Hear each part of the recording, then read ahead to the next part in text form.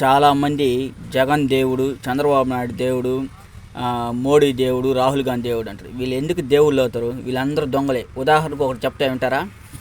జగన్ అధికారంలో ఉండేటప్పుడు 2019లో అమ్మ ఒడి, అలాగే మహిళలకు 18,000 ఎంత వేస్తున్నాడు. అదేవిధంగా చంద్రబాబు నాయుడు గారు కూడా 2014 గెలిచినప్పుడు నిరుద్యోగ భృతి ఇస్తాడు. అదే జగన్మోహన్ రెడ్డి ఇప్పుడు ఓడిపోయాడు 2024లో. ఇప్పుడేమన్నా అమ్మ ఒడి ఇస్తున్నాడా? ఎందుకు లేదు? నిలదీయండి. జగన్మోహన్ రెడ్డి ప్రజలకు సేవ చేసినాడు అంటున్నారు కదా, మరి ఇప్పుడు ఎందుకు లేదు అమ్మ ఒడి? అదేవిధంగా చంద్రబాబు నాయుడు కూడా 2014 గెలిచినప్పుడు నిరుద్యోగ భృతి ఇచ్చినాడు.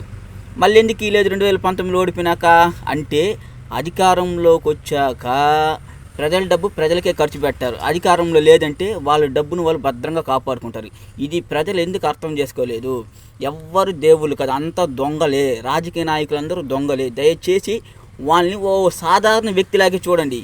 వాళ్ళు కటౌట్లు పెట్టుకొని వాళ్ళకి దండాలు పెట్టి అవంతా చేయకండి.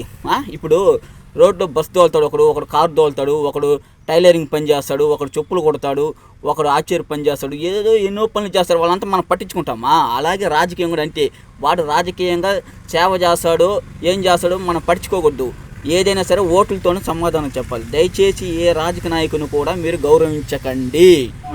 ప్రజలను గౌరవించండి, మన చుట్టుపక్కల ఉండే వాళ్ళని గౌరవించండి. అంతేగాని రాజకీయ నాయకులు మాత్రం గౌరవించకండి. వాళ్ళందరూ దొంగలే. దయచేసి అర్థం చేసుకుంటారని కోరుకుంటున్నాను. జై హింద్, జై భారత్.